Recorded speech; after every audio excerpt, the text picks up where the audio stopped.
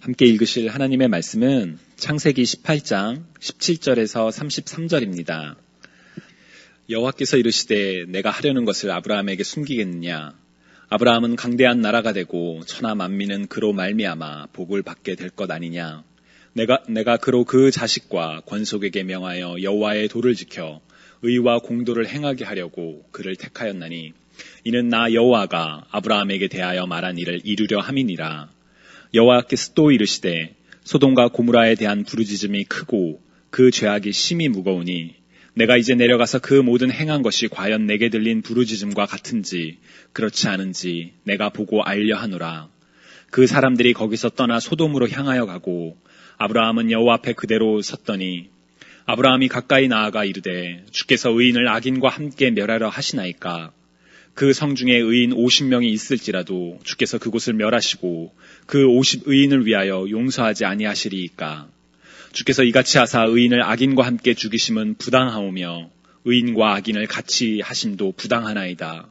세상을 심판하시는 이가 정의를 행하실 것이 아니니이까?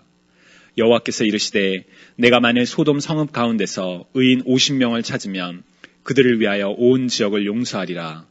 아브라함이 대답하여 이르되 나는 티끌이나 재와 같사오나 감히 주께 아뢰나이다. 50의인 중에 5명이 부족하다면 그 5명이 부족함으로 말미암아 온 성읍을 멸하시리이까? 이르시되 내가 거기서 45명을 찾으면 멸하지 아니하리라. 아브라함이 또 아뢰어 이르되 거기서 40명을 찾으시면 어찌하려 하시나이까? 이르시되 40명으로 말미암아 멸하지 아니하리라. 아브라함이 이르되 내 주여 노하지 마시옵고 말씀하게 하옵소서.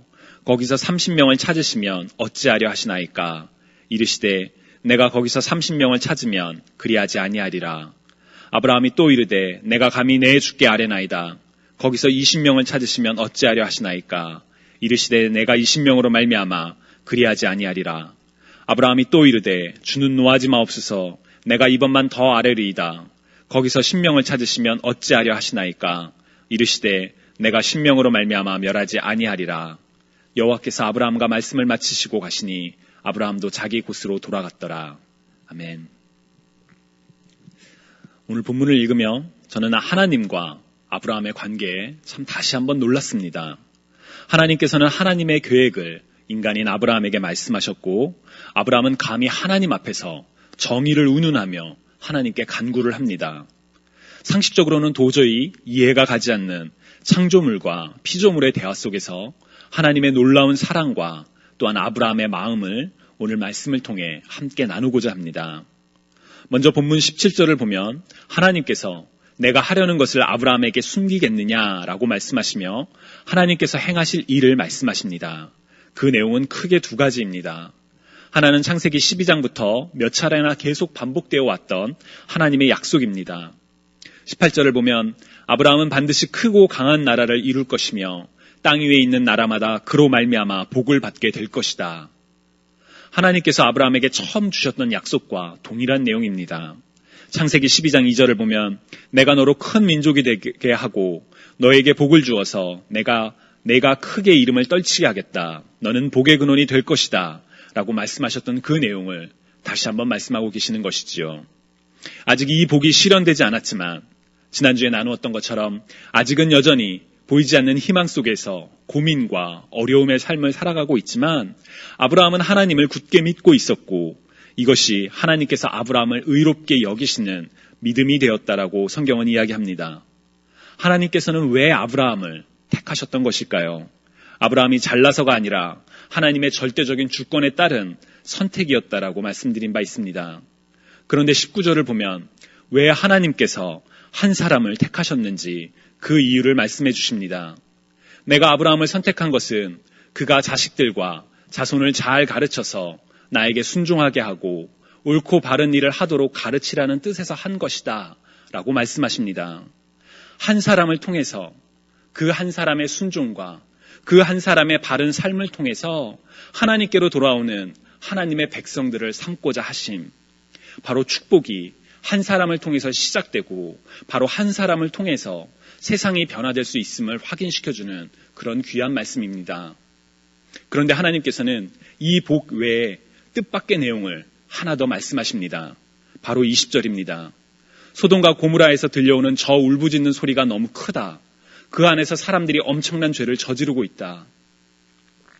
이 시점에서 소돔과 고모라의 죄악이 무엇이었는지는 아직 명확하지는 않습니다.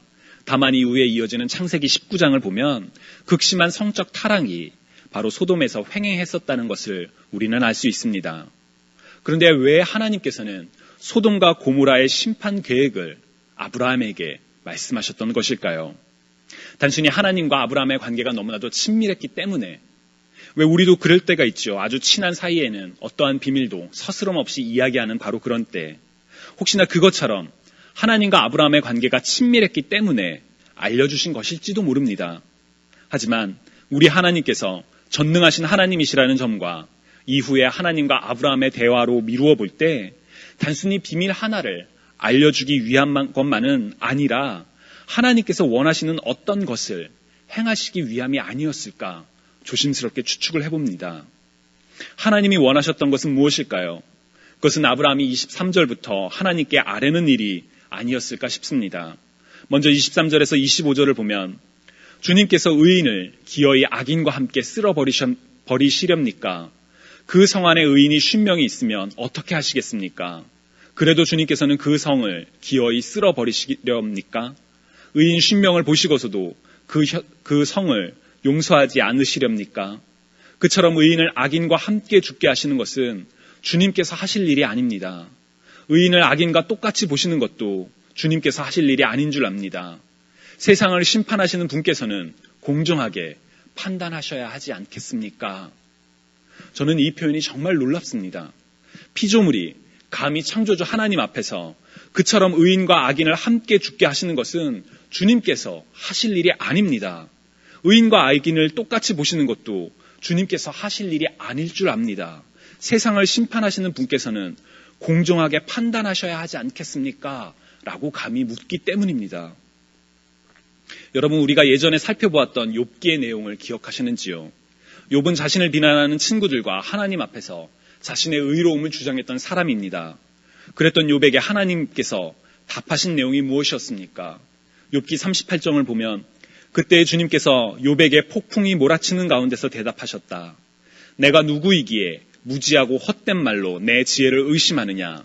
이제 허리를 동이고 대장부답게 일어서서 묻는 말에 대답해 보아라 라고 말씀하셨습니다.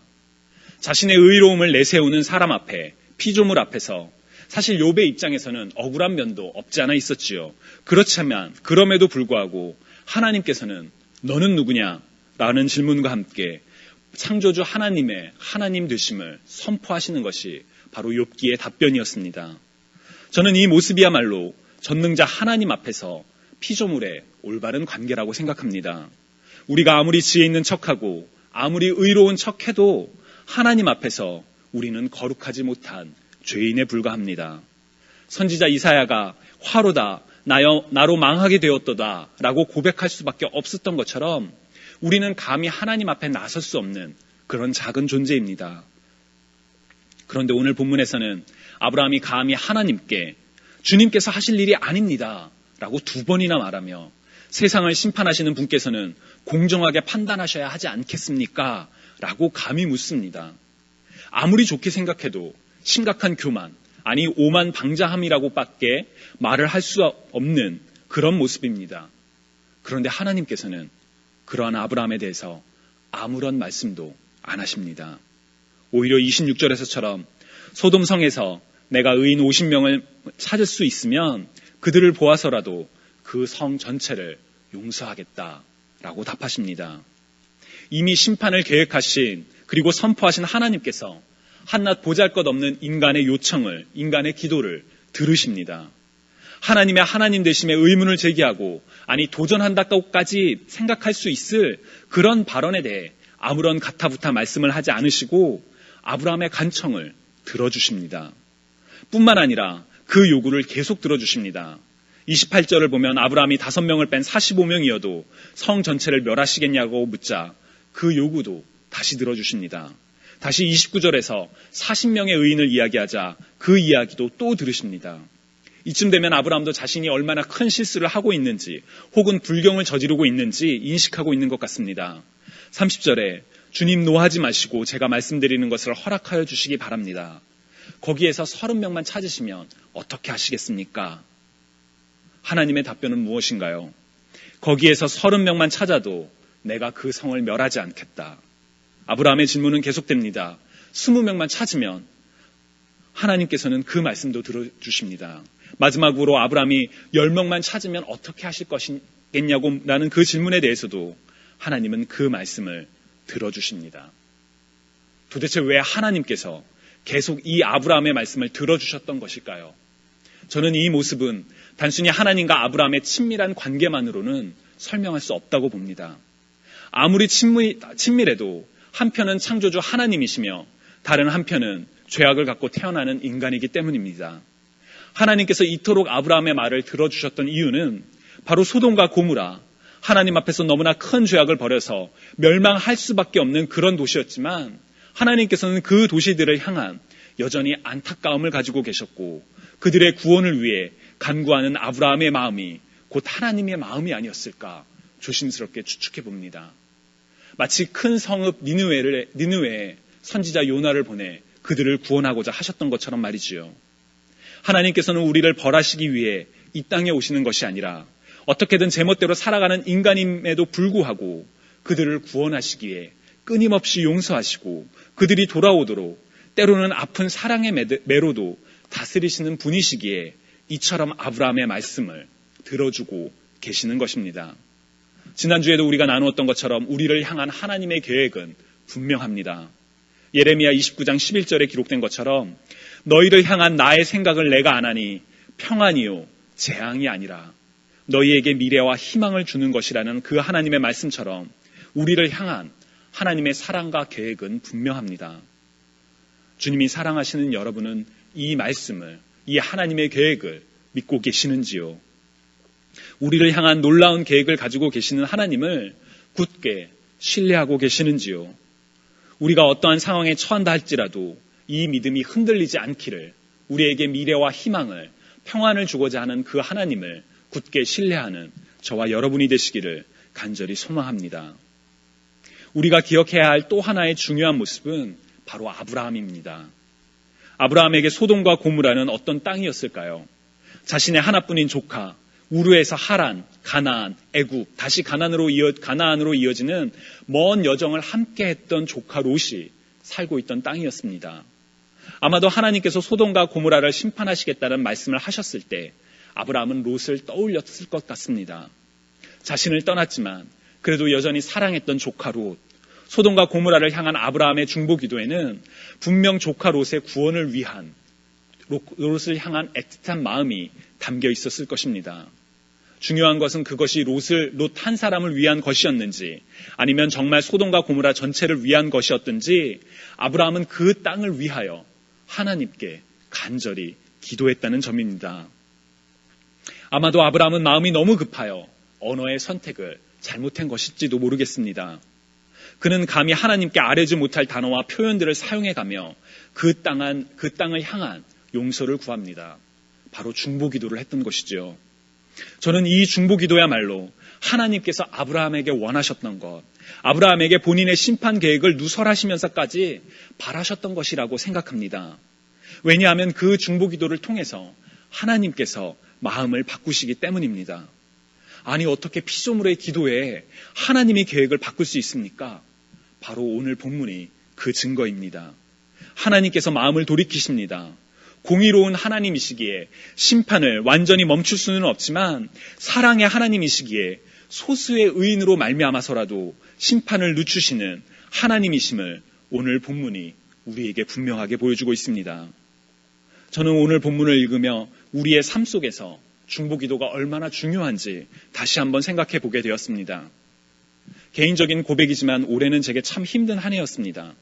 지금까지 하나님의 부르심이라고 믿고 걸어왔던 길에 직접적이고 간접적인 많은 도전과 어려움이 있었습니다. 여러분도 아시겠지만 그 어려움의 하나로 제가 이번 주일에 한국의 비자 인터뷰를 받으러 갑니다. 여기 시간으로 21일 화요일 저녁 7시 30분에 진행되는 그 비자 인터뷰를 통과하지 못하면 제가 여기 다시 돌아올 수 없게 됩니다. 그동안 하나님의 부르심이라고 믿어왔던 목회자로서의 안수 과정도 중단이 됩니다. 저 자신은 물론 저희 가족에게도 참 큰 도전이 아닐 수 없습니다. 그런데 이와 비슷한 일들을 올해 여럿 겪으면서 제가 한 가지 깊이 깨달은 것이 있습니다. 그것은 그러한 어려움이 있을 때마다 그것을 위해 함께 기도해주는 공동체의 소중함입니다. 우리는 우리의 어려움이 그것이 내게 흉이 되고 약점이 될까봐 혹은 마치 비밀처럼 간직해야 할 그래야만 좋을 것 같다 착각하며 기도 제목을 못 나눌 때가 있습니다. 그러나 그것만큼 불행한 공동체는 없다고 생각합니다. 주님의 몸으로 함께 부름받은 공동체에서 서로의 기도 제목을 나누지 못하고 또한 함께 서로의 어려움을 위해 기도하지 못한다면 그것은 사랑의 공동체라고 할 수가 없습니다.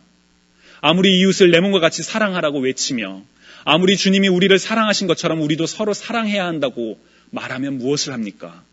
아무리 선교와 지역구제가 중요하다며 외쳐도 정작 우리 공동체 안에서 내 옆에 있는 지체의 기도 제목을 알지도 못하고 그것을 위해 기도하지도 않는다면 그럼에도 우리 공동체가 사랑의 공동체라고 말할 수 있을까요? 아니요, 절대로 그럴 수 없다고 봅니다. 적어도 우리가 주님의 몸된 교회 안에서 한 지체요, 한 공동체라면 우리 안에서 서스럼없이 기도 제목을 나누고 그 기도 제목을 위해 함께 기도하는 가운데 하나님께서 우리의 기도에 어떻게 응답하시는지 우리는 함께 경험해야만 합니다. 기도 제목을 나눈 것이 부끄럽고 그래서 비밀스럽고 은밀한 남남이 되는 것이 아니라 주님 안에서 서로 함께 애통하고 기뻐하는 공동체가 되어야만 하는 것입니다. 제가 지난번 체제 연장을 위해 여러분들과 함께 기도 제목을 나누고 또 기도하면서 정말 많은 큰 힘과 위로를 받았습니다. 어려움에 대해서 솔직하게 도움을 요청하고 그 일에 대해서 함께 기도하는 여러분들과 함께 한다는 것이 얼마나 행복하고 소중하다는 것을 이번에 정말 올해 절실하게 깨닫고 있습니다. 그래서 여러분들께 이번 한국 방문도 기도를 부탁드리고자 합니다. 비자 인터뷰를 잘 마치고 돌아올 수 있도록 여러분의 기도가 필요합니다. 그리고 이렇게 기도 제목을 나누는 것이 저만의 일이 아니기를 간절히 소망합니다. 우리가 모일 때마다 기도 제목을 나누고 함께 기도하는 그런 공동체가 되었으면 좋겠습니다. 그래서 모이기를 힘쓰고 모일 때마다 함께 기도하며 함께 기도함으로 말미암아 서로가 함께 웃고 함께 우는 정말 스스럼 없이 서로를 축복하고 자유로운 공동체, 저는 우리 교회가 바로 그런 교회가 되었으면 참 좋겠습니다. 이 꿈을 여러분들과 함께 꾸고 싶습니다. 아니, 꿈이 아니라 그런 교회의 실제적인 모습을 통해 우리가 그 기쁨을 누리기를 함께 소망합니다. 주님이 사랑하시는 여러분, 하나님은 사랑이십니다. 사랑이신 하나님은 우리가 하나님을 사랑하기 바라시며 우리가 우리의 이웃을 사랑하며 그들을 위해 중보 기도를 하기 원하십니다. 바로 오늘 본문에서처럼 아브라함에게 계획을 말씀하시고 아브라함의 거침없는 발언에도 그 말씀을 들어주셨던 이유, 바로 이웃을 사랑하며 함께 기도하는 것을 하나님께서 원하시기 때문입니다. 우리 공동체가 그렇게 함께 기도하며 기도를 통해 더욱더 서로를 사랑하고 주님 안에서 하나 되는 공동체가 되기를 주님의 이름으로 간절히 축원합니다.